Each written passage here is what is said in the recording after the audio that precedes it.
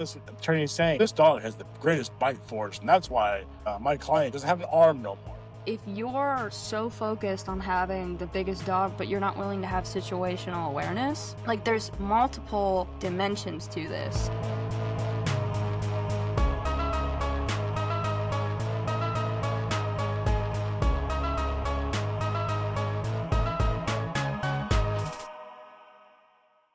Jared here with Species K9, and as always, joining me is the fabulous Taylor. How are you today, ma'am? My hamstrings hurt very bad. It's a fun fact. That's a fun fact to know for today. And today is number 10. 10 weeks in a row and going strong. We appreciate all of the subscribes and likes and comments. Definitely appreciate the engagement, no matter how weird it might be sometimes. So here we go into number 10. What are we here to discuss today?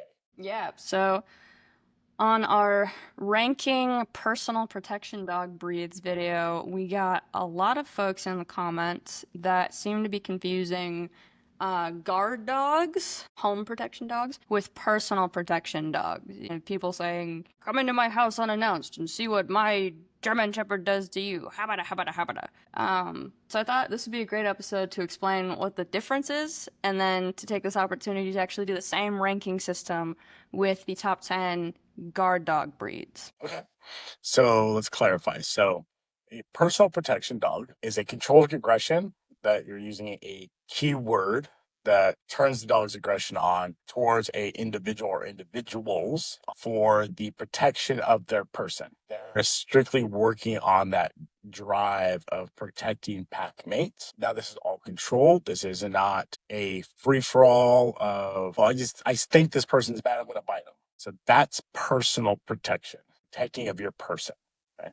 Much like if you had a personal bodyguard, they're going to follow you around and protect you from threats.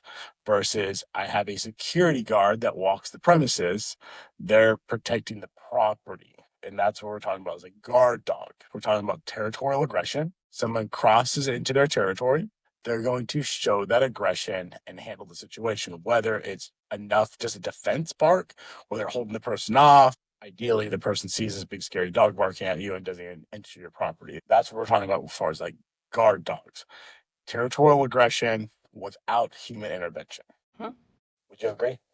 Very much so. And I think the two kind of key differences for people to remember is that territorial aggression happens within the territory. Okay, so if you have a dog that has super high territorial aggression, but they're not willing to step in between you and a threat outside the territory, they're not a good personal protection dog. And the other thing is territorial aggression is innate.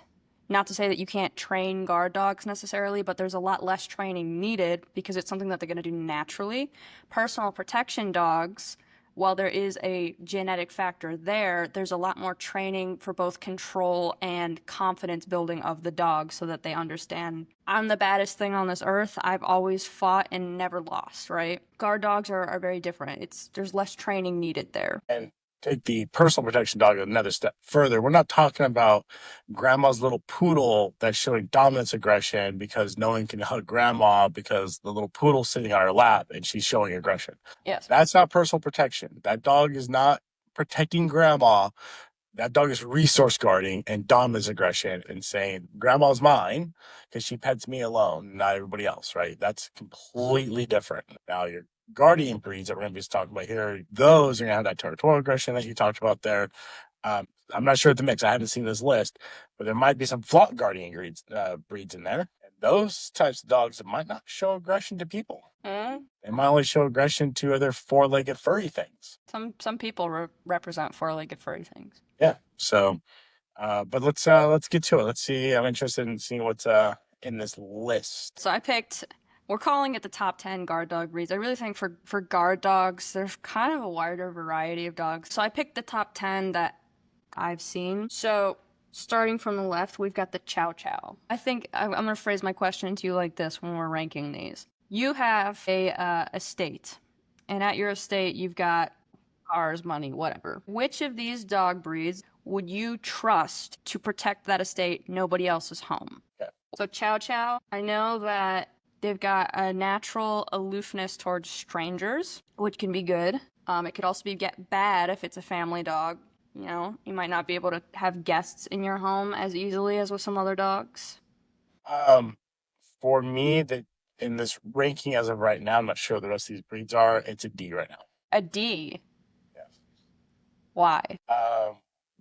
Because of the breeding habits of that dog. They're not bred to do what they do anymore. The aloofness that you talked about, they're going to more likely avoid it. Mm. They're going to fall into that more of that, flight drive versus stepping up Stand on the and ground. on the ground or showing some type of aggression. Um, for now. Okay. Yeah, so personally, working in the rescue world, all of the Chow Chows that I have met have had either territorial aggression or fear aggression, but I can see what you mean because I think Chow Chows are one of the breeds that are slowly becoming overbred. And when dogs become overbred, they lose a lot of their qualities. So putting it in the D tier, I'm not going to argue too much with that. Next one's a Rottweiler. I would go with either A or B. I could be persuaded either way. So thinking about the history of the Rottweiler, they were a herding breed, right? Originally? More, yeah, herding breed with massive resource guarding bred into them. Yeah. So the territorial aggression that we would see in livestock guardian breeds isn't there, but they're also not naturally super friendly to strangers. Have you ever seen that picture of the girl's windowsill and it's got blood on it and her Rottweiler's got blood on it and she says to the man who tried to break into my apartment last night? No. I was thinking of that. Do you think the breeding is consistent enough for Rottweilers? If you really want like a true Rottweiler for what it is, most of the time now you have to import them. You have to go European. Yeah, you have to go overseas. You have to go to Germany, things like that, to get the true benefits of it. 'Cause to me, people now are breeding all dogs pretty much for like AKC show lines. You can't have your dog nipping the AKC judge; you'll get disqualified. So you can't be showing aggression. So they're breeding out the natural aggression that these dogs should have had. So I remember last episode when we talked about the Doberman, you were saying we were assuming it was a European Doberman. So I feel like we have to be consistent. We have to assume we're importing the best version of the breed in this instance, which would be the European. So I would be okay with A tier in that case. Okay. Yeah. No, this dog was not bred to do that. Sure. It wasn't bred to have territorial aggression. And Well, I mean, there's also the factor of like, if I'm a robber and I'm going to go break into a house and I see that they've got a Rottweiler inside. yeah, if you were to change this list up, like what animal, what dog here would you trust, to hold and protect your wallet with $20,000 in cash underneath its neck? The Rottweiler's going to take it. Yeah. Resource guarding. One of the tasks it was bred to do was to have that resource guarding. The rancher, whenever was sold their cattle and they're returning back, they put the money satchel underneath their neck and they carried it. So if you wanted to rob this guy, you had to get through his Rottweiler to get his money. The next one is a Great Pyrenees. I would say C. Not D? Not D. C. So, have you met one yet that has territorial aggression? No. Neither have I. So, why are you putting it above the Chow Chow? Simply because their size. And if we're talking about pure breeding standards, I could see it possibly doing it. But the problem is it's more concerned with the flock of sheep and not the barn. Mm-hmm. It's not so much the territory itself, it's what's in the territory. Yeah, that's why they're livestock guardians. Yeah. Real quick, I want to say the difference between livestock guardian dogs and herder dogs, because somebody in the comments was talking about this. A German Shepherd is not a livestock guardian dog. There's a difference between herding dogs and livestock guardian dogs. Both of them could potentially be dealing with the sheep. Livestock guardian dogs guard the sheep. Herding dogs chase the sheep to herd them. Completely different instincts, completely different drives. And if you leave a herding dog, like a German Shepherd, Belgian Malinois, Dutch Shepherd, around sheep unsupervised, they are more likely to start to kill sheep. Yeah. There's a great account. I don't remember the name right now, but I will splice it in, where they've got 3 Anatolian Shepherds and 2 Border Collies. And they do a video where you see the Border Collies walking through the sheep, and the sheep split. And then you see the Anatolian Shepherds walking through the sheep, and the sheep don't care. It's almost like they're one of the sheep, because the prey drive does not exist in the Anatolian Shepherd in the way that it does in the Border Collie.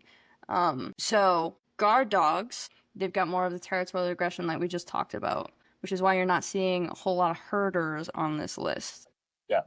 You don't want your guard dog to leave your property to chase somebody 3 counties over just to bite them. Have you heard of Casper, the Great Pyrenees? No. That's a really famous story, actually. This is Great Pyrenees. This guy has him guarding his sheep, and this whole pack of coyotes shows up, and they try to attack the sheep and Casper's baby mama. And he kills like 6 of the coyotes, and then the rest of them leave. And he left and went like several counties over to go kill the rest of the coyotes. And I was thinking about that because I was like, that's a badass dog, but also he left his territory to go kill the coyotes. Yeah, but it's on the internet, so it's got to be true, right? Yeah, but it's on the internet, so it's got to be true, right? Yeah, but it's on the internet, so it's got to be true, right? They got news stories about this dog. He got effed up by these coyotes. I don't know. I feel like D tier for me personally. I've never met a Great Pyrenees that actually had territorial aggression. Yeah, and that's the problem. They might show aggression to 4-legged furry things, but not 2-legged people. Yeah. Yep. Next one, we've got a bull mastiff. Either A or S tier. What would cause you to award this dog S tier? Because that's pretty much what they're bred to do. They were mastiffs. Pretty much all the mastiffs were bred to do some type of estate guardianship, and different traits were added into them to make them look different, have different drives, things like that. But they were put into that category strictly for estate guardianship. I know that they've got bulldog in their lineage, right? Old English bulldog. Yeah. I think they also used them for some hunting, for catch dogs, for different hunting purposes. I would say A tier. Okay, I'm okay with that. I feel like with a lot of the mastiffs, you're gonna get the overbreeding issue, especially because I feel like the bull mastiff is more popular in America. Yeah, and also, you have a dog. Any of these dogs that are, this big. I hope you have a full-time ground crew to go pick up after them. Or just time to do it. Yeah, well, you just talked about some massive estate that these dogs are roaming on. So, you're gonna be walking around for a while picking up dog poop. Yeah, well, I'm just picturing your future house as like a castle. Yeah. And with a moat and stuff, so. With my hippos, I'm not gonna have dogs for protection. I'm gonna have hippos. Okay. I hope you have a great grounds crew to clean up after your hippos. It's okay. Next, we got the Doberman. We put Doberman in S tier for personal protection dog. And it's funny because I think when people think of an estate protection dog, they probably picture a Doberman. Yeah. Because they're perceived that from movies. They put them in movies as like protection dogs, like just, protecting the properties and things like that. Because they just look cool. And even like The Simpsons, release the hounds. Release the hounds.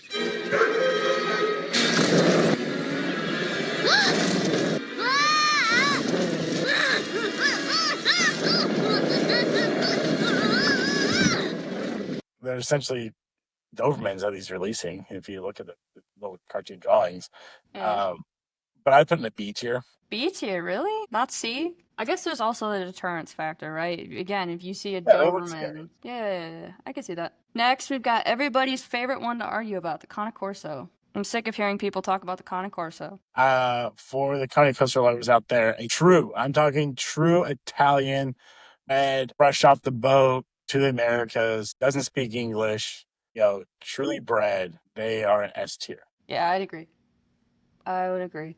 There's a Corso rescue that I follow called Smash Face Rescue, I think. He rescued a dog that Pitbull gets in the backyard of the Corso and Pitbull didn't make it. And he was talking about how there's nothing wrong with the Corso. Like, people look at that and, you can't place that dog. And he's like, no, there's a Corso. That's what he's supposed to do. It's territorial aggression. It was his backyard.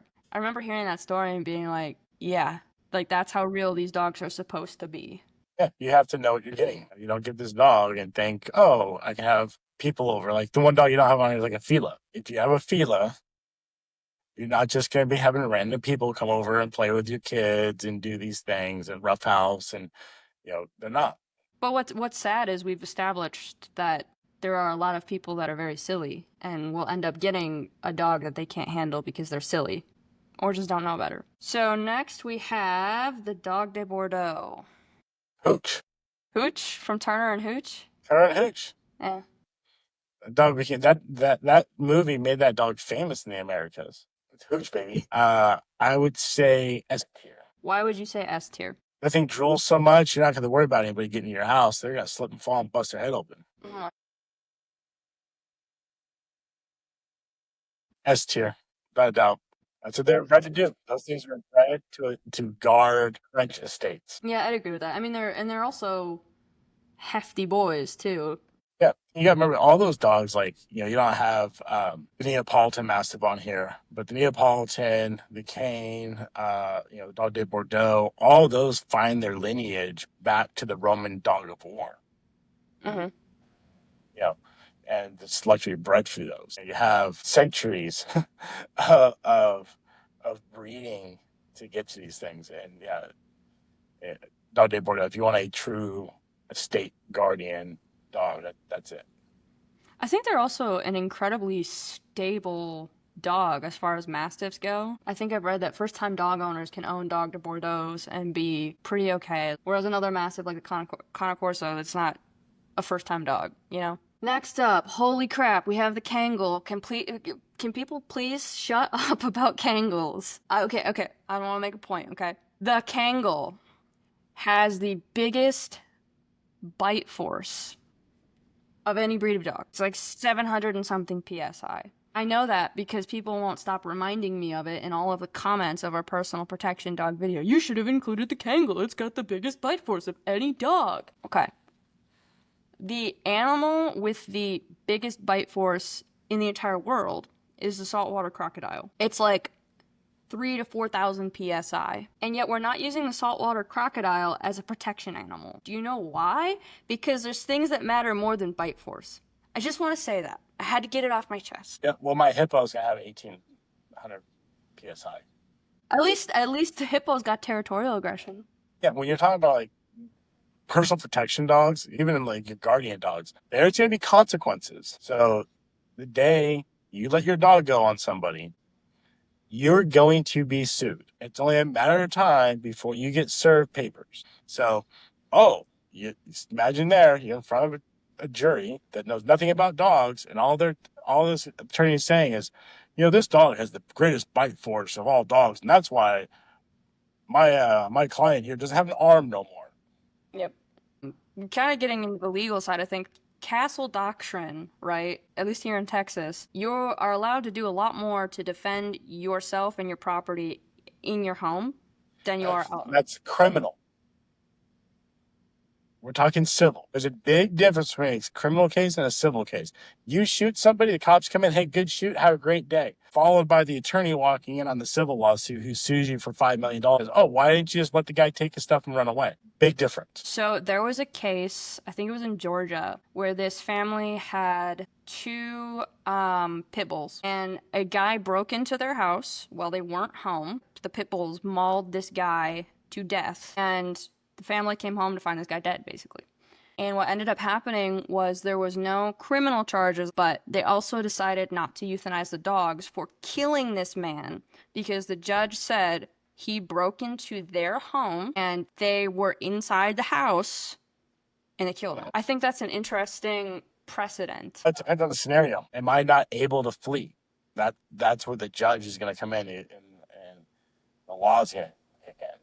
Yeah. I think where I'm trying to go with kind of this conversation in regards to the Kangal is that bite force, we're talking about bite force in personal protection contexts. It can especially be a liability because of the suing aspect, right? But I think this dog is far more suited to protecting the home because of its genetic characteristics and because, like you're saying, scenario matters. It's a different situation at the home. Yeah, and you also have to look at what was the original intent of this dog. Most of these dogs were originally for like livestock guardians in some capacity, right? Yeah. So my Kangal is it potentially going to be fighting off wolves and bears and big predatory animals. Yeah, you know what? I want my dog to be able to have basically a one-punch knockout. I want it to bite something one time so hard it fractures bones, breaks legs, breaks necks, and it can move on to the next threat.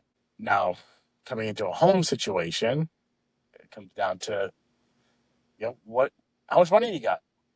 You know, you got $1 million sitting in the bank and you have an attorney on speed dial already, knock yourself out. Okay, let me say another thing, okay? If it was like a car, you know, is his dog protecting a car? Okay, I could see that. I don't want to get sued to God's green earth over a car. But, like, what if it's your kid home alone? At some point, I don't care how much I'm getting sued. I want the dog that I am sure as hell is not letting somebody get to my kid. Yeah, absolutely. I would put And them in A tier for that reason. yeah, they Kangal, a true like Turkish import from Turkey. Kangal, it's easily S or A tier. I can go either way on that. Yeah. You know? But they're an old breed. They're a 6,000-year-old breed. I think Anatolian Shepherds descend from Kangals, don't they? I believe they do. Yeah. If you're willing to go S tier, I put them in an S tier. I mean, Yeah. the next one we have is a Caucasian Shepherd. Sometimes they're called Ovcharkas. Yeah, the Caucasian Mountain Dog. Yes. Yeah. I would go with a S tier with them. No, A tier. Yeah, I was gonna say A or B actually. The Russians use them. Yeah, I think they're guard dogs. Yeah, they use them for prison escorts and Yeah. prison escapes. Yeah. This is a stupid thing, but in a place like Texas, a dog like this would be miserable outside. And in this scenario of a state protection, they might be outside a lot. Well, that and some of those older breeds, like the Tibetan Mastiffs, the Spanish Mastiff, you know, Caucasian Shepherd, those dogs, they're bred to not look to humans for guidance like a shepherd would. That's why those dogs are so easy to train because they're constantly looking for a human, like, oh, what to do next, what to do next, right? But these dogs are gonna like make their own decisions without Yeah. really consulting a human first, right? Yeah. You kind of want that for a guardian breed dog. But at the same time, some of these dogs, right genetics, they're just almost uncontrollable. You know, I don't know them directly, but I know a person who has a friend that has a Caucasian Shepherd, and it's basically a liability. Yeah. Can't be around anybody. People come over, it just has to be put away. It's one of those, okay, we're going to go to bed at night, let the dogs go. Yeah. You know, and they go out at night, right? Well, especially in like a family situation, families tend to have kids coming over, they tend to have friends, relatives. You want a manageable dog. And there's plenty of cases in the news about Caucasian Shepherds, Tibetan Mastiffs not being manageable, being very unmanageable. I would say B tier. Are you okay with B tier? Okay. Last one we have is an American Pit Bull Terrier. I'd be okay with a C or a D tier. Why? Because they're not bred to have territorial aggression, bred to have prey drive. They're a terrier. They're bred to chase things and bite and hold and thrash. Yeah. And yeah, you can have pit bulls that have territorial aggression. I have one.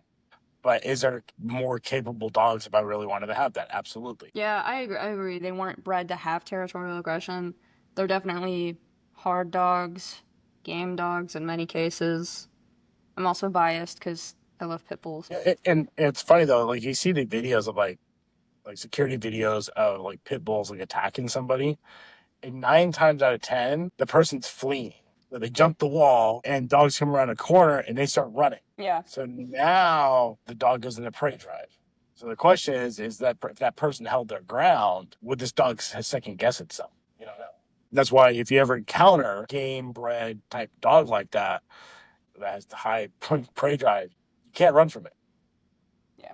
And you can't fight it because it's just going to make it fight harder. So if you can't intimidate it and make it start second guessing itself, then if you get bit, it's choking the dog off. It's the only way to get this thing off of you. I agree with C tier. This is funny. I've more consistently seen pit bulls with territorial aggression than I have Great Pyrenees with territorial aggression.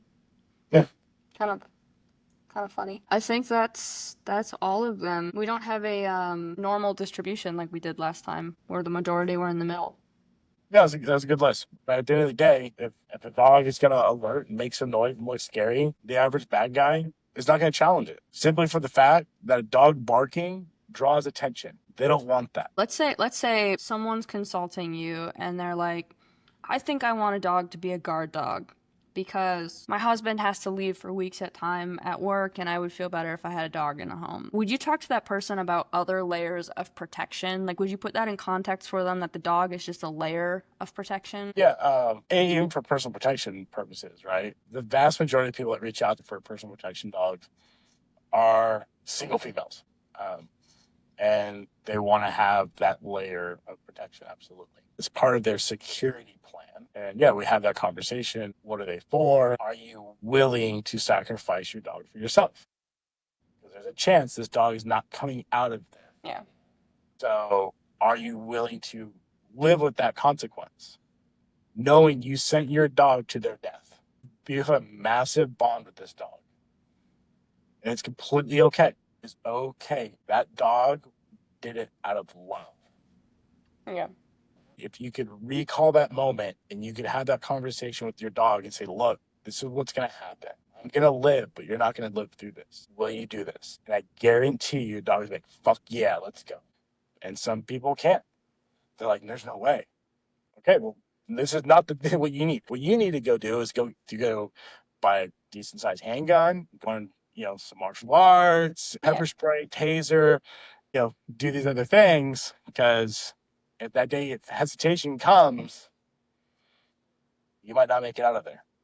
And that's kind of where I wanted to go with it, is don't be one-dimensional. Don't sit here and think I'm invincible because I've got a big badass dog. If you're so focused on having the biggest dog with the biggest bite force, but you're not willing to have situational awareness, or if you are capable and mentally healthy, learning how to responsibly carry a gun or some other self-defense weapon, like, there's multiple dimensions to this. Yeah, that was fun. Appreciate you putting that together, Taylor. Yeah, hopefully my choices of breeds won't be too critiqued. I'm sure it will. I'm sure it will too. That's the cost of fame. The cost of fame, yeah. Everybody's got an opinion. Yeah, but at the end of the day, we got the microphone. Yeah, I was thinking about that this morning. I was like, could you imagine if I had a really, really strong opinion on, like, heart surgery? I don't know anything about heart surgery, but if I just had really strong opinions about it, it's weird how people could, like, not know things about a subject, but spew their opinions about it. Well, they also don't know what they don't know, right? So people think they know something, and they really don't. Sure. That's what we're here for. That's what we're trying to do. Educate some people, have a little fun with it at the same time. But we do want to thank the subscribers that we do have. Please continue to keep sharing and help us educate and get us out there, and leave us comments. We appreciate the support, people, and have a great weekend. As always, train.